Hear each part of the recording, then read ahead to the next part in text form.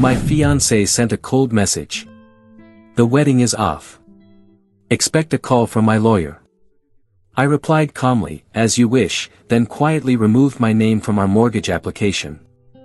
Within 48 hours, her lawyer was panicking, demanding answers. I remember the exact moment my life turned upside down.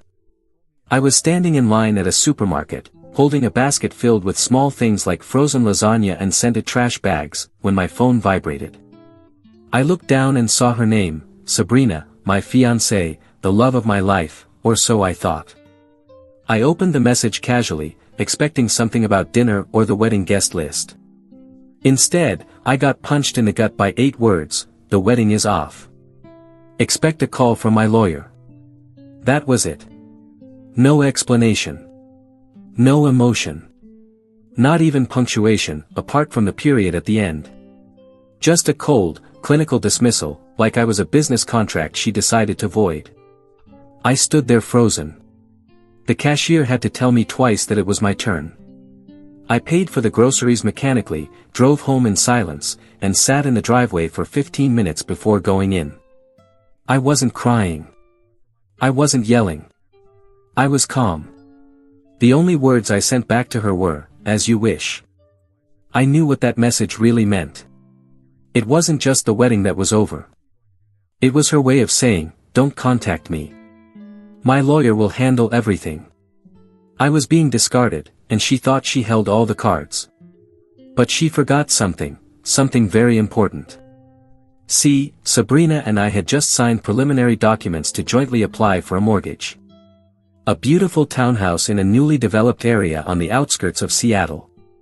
She picked it out, decorated it in her mind, even told her friends it was practically already hers. But nothing was finalized. And more importantly, we weren't married yet. Which meant that technically, I was still a free man. So before I even took off my coat that night, I opened my laptop, logged into the bank's mortgage portal, and withdrew my application. It took 3 clicks.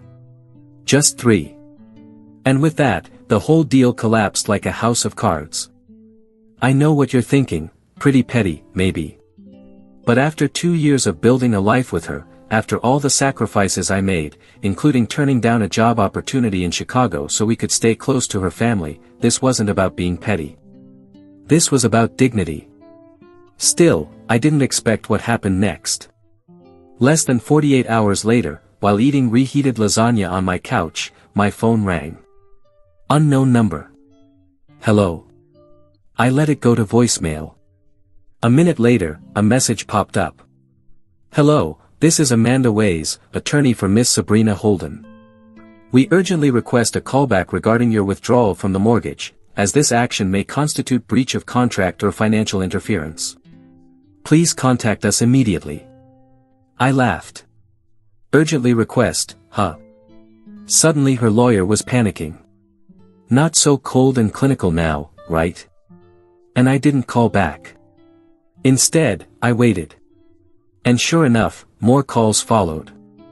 Emails too. All growing increasingly desperate. They hadn't seen this coming. Sabrina, in her usual way, must have assumed I'd be heartbroken, maybe even begging. But I wasn't. I was done. The next day, I got a call from a mutual friend, Lauren. She sounded uncomfortable. Hey, did you really pull out of the house deal? Yeah. Well, because Sabrina is freaking out. Apparently, she already ordered furniture and told her parents they'd have a guest room. I almost said, not my problem, but bit my tongue. I didn't want to sound cruel, though frankly, I could have been. Lauren hesitated before adding, she said you're being vindictive. That you're doing this to punish her. That made me laugh out loud. I wasn't punishing her. I had simply stopped being a fool.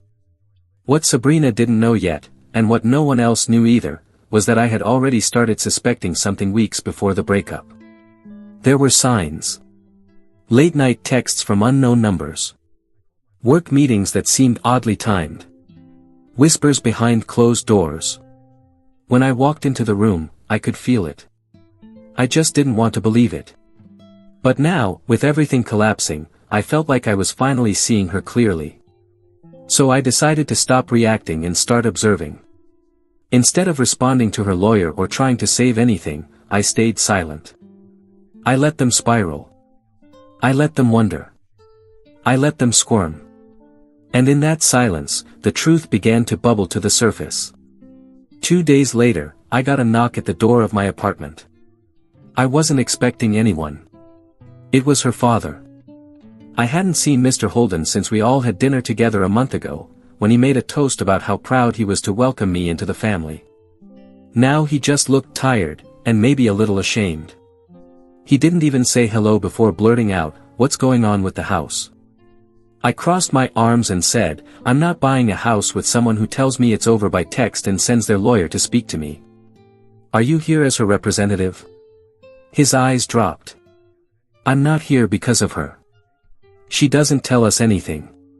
One minute she says the wedding is off, the next she's screaming about furniture bills and credit checks. I just want to understand what's going on." For a second, I considered telling him everything, but I didn't. I just said, "She ended it. I respected that. She can handle the consequences." He nodded slowly, then muttered something like, "I told her not to do this," and left. I watched him go, and a strange calm washed over me. But the story was far from over. Because what I didn't realize at that moment was that Sabrina hadn't just blindsided me, she had been planning something. Something calculated. And I was about to find out exactly why she really wanted that house so desperately. The first real crack on the surface came from someone I hadn't spoken to in months, Sabrina's cousin, Eric. We were never close, but we'd shared beers at a few family gatherings and bonded over both being outsiders in her tight-knit social circle. He sent me a direct message out of nowhere, "Hey man. Sorry about what happened. Didn't know how messy it was until now. Just wanted to say you dodged a bullet." I stared at the message for a long time before replying. "Appreciate it. What do you mean though?" Eric's response was instant. "Probably shouldn't say more, just ask her about Spencer." The name didn't register at first. It was pretty common. I'd met a few Spencers through her work parties, maybe, or at those awful weekend wine tastings she used to drag me to. But none stood out. I didn't respond. I didn't need to. Something about the way Eric said it, short, cautious, like he was dipping his toes into dangerous waters, told me everything I needed to know. This wasn't just a name. Spencer was connected to why she canceled the wedding. And I had a pretty good idea of what kind of connection that was. I went back and checked her Instagram. Most of her posts were private now, but one thing caught my attention, her tagged photo list. There was one from a friend's engagement party a few weeks ago, the same weekend she claimed she was sick and staying home. She wasn't in the photo, but Spencer was. With his arm around her waist. Close. Intimate. My stomach turned. So while I was sitting on the couch, heating up soup in the microwave and finalizing decisions about backsplash tiles, she was out posing with some guy behind my back and pretending to have the flu. That's when I stopped feeling hurt and started feeling something more focused. I didn't just want out. I wanted out clean, no ties, no debts, no fingerprints left behind. First, I contacted the mortgage company directly and made sure my withdrawal was permanent. I also forwarded them a copy of her breakup message. They told me, off the record, that her lawyer had already called twice trying to get me reinstated on the application. Too late. Then I did something I hadn't done since before we got engaged. I called Elliot, my old college roommate and now a real estate attorney in Chicago. He had offered me a job a year ago that I turned down because Sabrina insisted we build roots near her family. I told him I was back on the market. He laughed and said, "It's about time." We scheduled a video call for Monday, and still not a word from Sabrina. That was her style, never confront directly, always through layers, lawyers, friends, pressure. But I wasn't playing her game anymore. Or so I thought. It was Sunday morning when the next bomb dropped. I woke up to 32 missed notifications, texts, calls, emails. Not from her. From my bank. Apparently, the night before, someone had tried to access our joint savings account, the one we opened strictly for wedding expenses. I had funded it with $10,002 from my own bonus, money we agreed would go toward catering deposits and venue rental. But the attempt was flagged as suspicious because the transaction tried to move everything into a private checking account under her name only. I called the bank immediately. They froze the account. And while I was still on the phone with them, trying to understand what the hell was going on, my email chimed with a new message. Subject, urgent, regarding wedding funds. It was from Amanda Ways, her lawyer. Mr. Fisher, my client is concerned about the funds being held in the joint savings account for your now cancelled wedding. As she made several payments into this account, she believes she is entitled to claim a portion. That was a lie. She didn't pay a single cent into that account. I had records. Every deposit came from me. She kept her money separate, for flexibility, she always said. But now that it was all over, she wanted to rob me blind and call it even. I didn't respond. Instead, I called Elliot again. He said, "You've got a paper trail for every dollar. Then you're fine. But let me tell you something, man. If she's desperate enough to try that, she's not done." And he was right. That night, I got a voicemail from Sabrina herself, the first direct communication since her infamous text message. Her voice was shaky, emotional, almost like she wanted to sound devastated. "Hey. I didn't want it to be like this. I just panicked, okay? Things got complicated and I didn't know how to talk to you about it. Please don't think I was trying to hurt you." I played it twice, then deleted it without replying. Because here's the thing, once you show someone you're not afraid to walk away, they get scared. And Sabrina was used to control. She wasn't used to someone flipping the script on her. Monday arrived. I signed the new job offer from Elliot's firm, remote to start, relocation package included if I chose to move. I was officially back in charge of my life. But Tuesday was when the final thread unraveled. I got another call from Lauren. Her voice was tense, like she'd been crying. "You should know. Sabrina's pregnant." I froze. "She's telling everyone it's yours." I felt my heart stop. But Spencer's been staying at her place every night since the breakup. People are starting to talk. My voice was calm. "How far along did she say she is?" 8 weeks, supposedly. I did the math. 8 weeks ago, Sabrina was on a cleanse and wouldn't even let me touch her. She said she was resetting her body before the honeymoon. That was the last time we were intimate, barely 9 weeks ago. Which meant there was a real chance the child wasn't mine. But she was already laying the groundwork to trap me. To tie me to her with something permanent. To possibly claim paternity, maybe even child support, all while I disappeared from her future mortgage. And the worst part? I knew exactly what she was going to do next. I barely slept after Lauren's call. I lay there in the dark, trying to piece everything together, the timing, the motive, the real reason she left me over a text instead of in person. Because that wasn't just a breakup. That was a strategy. Sabrina didn't stop loving me. She was planning her escape route and controlling the narrative before I had the chance to speak. And now she was claiming to be pregnant with my child. Except, it couldn't be mine. The dates didn't line up. We hadn't slept together in weeks. By then, she had already become distant, cold, even condescending. She called that phase her pre-marriage detox. Said she wanted to be pure for our wedding night. I had no reason to question it at the time. I just thought she was a little eccentric, that was all. But now it was clear, she was keeping me at a distance because she already knew she had made a mistake, or worse, that she had crossed a line she couldn't undo. And Spencer wasn't just a fling. He was the real reason. The next morning, her lawyer sent another email, this time, more aggressive.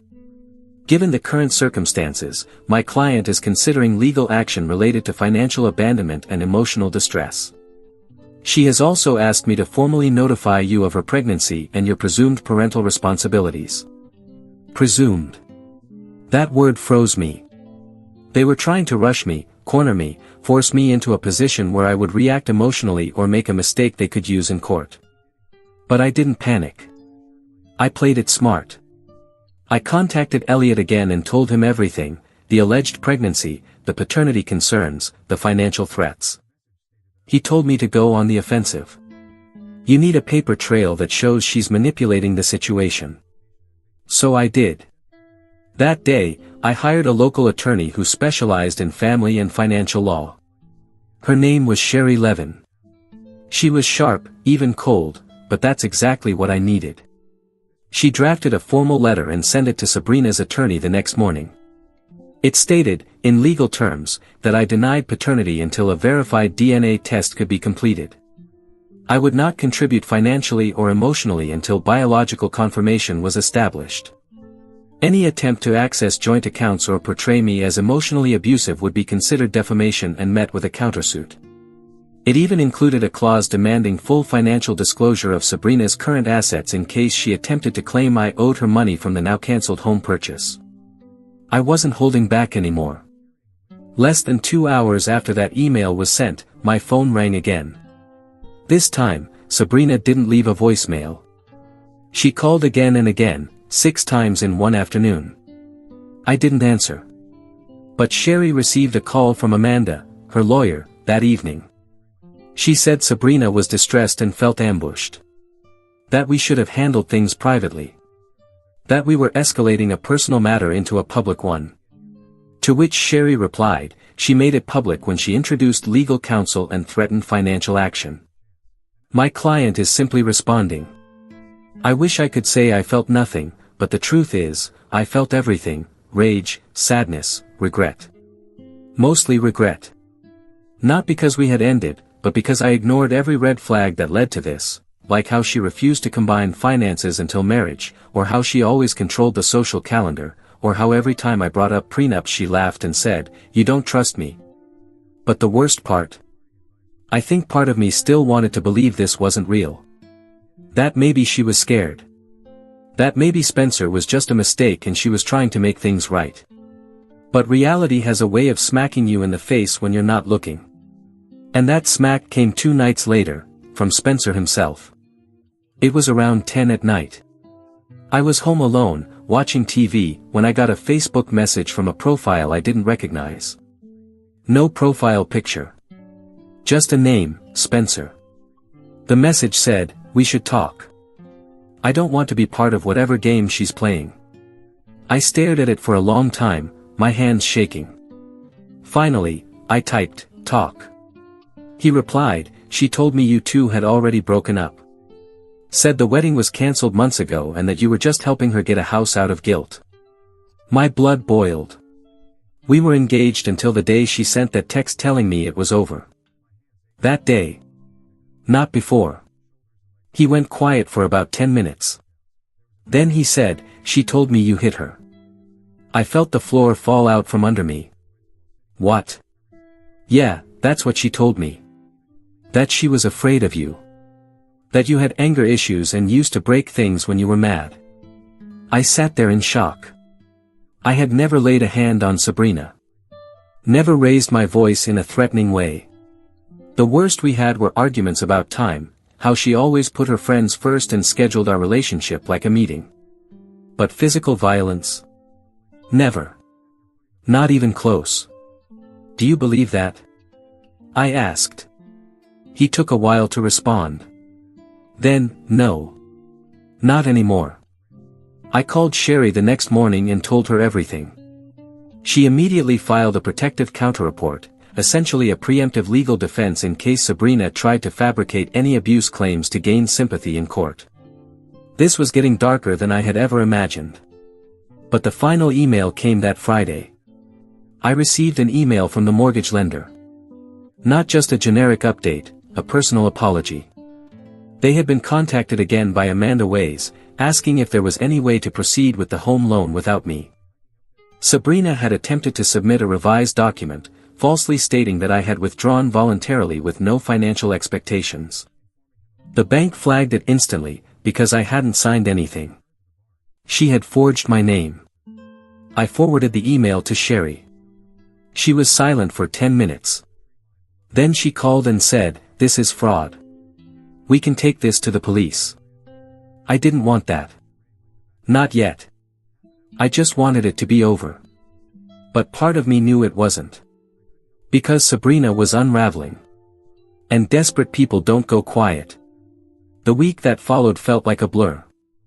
Every day, there was a new development, a new crisis that Sabrina and her lawyer tried to stir up. It was exhausting. But at the same time, it was satisfying to see how quickly she was losing control of everything. The more she tried to manipulate the situation, the more she exposed herself. I got another call from Lauren. This time, her voice was panicked.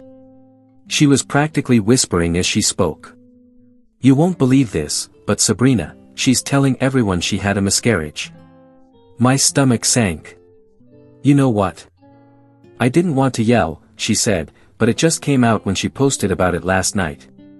And now everyone is sending her condolences. She's telling people she lost the baby right after the breakup." I stood frozen, absorbing her words. The sheer audacity of it stunned me. She was using a miscarriage, real or not, as a way to soften the betrayal, to gain sympathy, to control the narrative by painting herself as the victim. That was the move. I didn't know if she was lying or telling the truth, but I knew one thing for sure: Sabrina was losing it. She was grasping for any way to get back in the driver's seat of this story.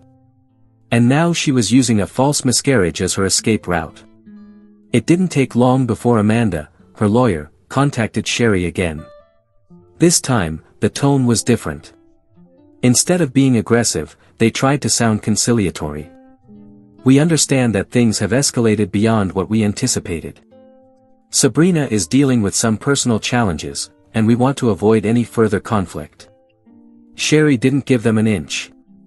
She reminded them of Sabrina's attempt to forge the mortgage paperwork and stated, in unequivocal terms, that if Sabrina continued down this path, there would be more than just a financial dispute. "I'm not afraid to escalate this," Sherry said firmly. "We will pursue criminal charges if necessary." I couldn't help but feel a strange sense of satisfaction. Sabrina had pulled so many strings behind the scenes, but now all the cards were on the table, and I wasn't backing down. She had no idea what was coming. That Friday, I got a call from the bank. It wasn't just about the mortgage, it was about the fraudulent documents Sabrina had submitted. They had contacted the authorities, and the matter was now under investigation. Sabrina had crossed a line, and it was no longer just about a broken engagement. It was about criminal activity. I forwarded the email and the details to Sherry. She immediately set up a meeting with the district attorney's office. As the days went by, Sabrina's attempts to save her image only made things worse. Her social media posts became more erratic, crying selfies, vague messages about being misunderstood, and cryptic references to how some people just want to destroy everything good in her life. She went from being the confident, entitled woman I once loved to someone unraveling at the seams, desperately trying to hold on to anything she could. I didn't respond. I refused to engage. This wasn't just about money or a house anymore. It was about the fact that Sabrina thought she could control everything, even me. She thought she could humiliate me and walk away unscathed. But the truth was, I had been the one in control the whole time. I didn't need to sink to her level. I didn't need to drag things out. I just had to stand my ground. The phone call that changed everything came on a Wednesday. It was Sabrina's father again. But this time, his tone was different. It wasn't the cold, formal voice of a father trying to mediate. This time, he sounded like a man who had finally seen through his daughter's lies. "I need to apologize," he said. "I was wrong about everything. I should have known something was off. Sabrina, she's been lying to all of us." It was hard to even process what I was hearing. I had spent years trying to earn this man's approval, trying to prove I was good enough for his daughter, only to realize now that I was just another pawn in Sabrina's game. He told me everything, how Sabrina had been sneaking around with Spencer long before our engagement ended, how she had fabricated the pregnancy and miscarriage stories to manipulate the people around her, how she had even borrowed money from her parents to keep the charade going. All this time, I had been made a fool. "I'm sorry," he repeated. "I'll do whatever I can to make this right. We'll fix this." I didn't know what to say. Part of me wanted to be angry with him for not seeing it sooner, for enabling Sabrina. But another part of me, the part that was starting to accept the truth, knew that nothing could change the past. Nothing could take away the pain or betrayal. But what I could do, what I could finally do, was walk away completely. I blocked her number. Deleted everything connected to her from my life, from social media to old text messages. I even returned some of her belongings, the ones I knew she would miss the most, and left them at her parents' house. She tried to reach out a few more times. But by then, I was so far from the person I had been, so far from the life I had built around her, that I simply didn't care anymore. And that was the hardest part of all, realizing that no matter how much I once loved her, the woman I thought she was had never really existed. She had always been playing a game. And I was just one of the pieces. It's been a year since that nightmare. Sabrina's life is a mess, from what I hear. I don't care enough to keep track. As for me, I've moved on. I'm rebuilding. I bought a new place, one that is entirely mine. The mortgage is in my name. And for the first time in a long time, I feel free. But I'll never forget the lesson I learned from all of this: never let someone else's manipulation define your life. I was a fool once. But I won't be again.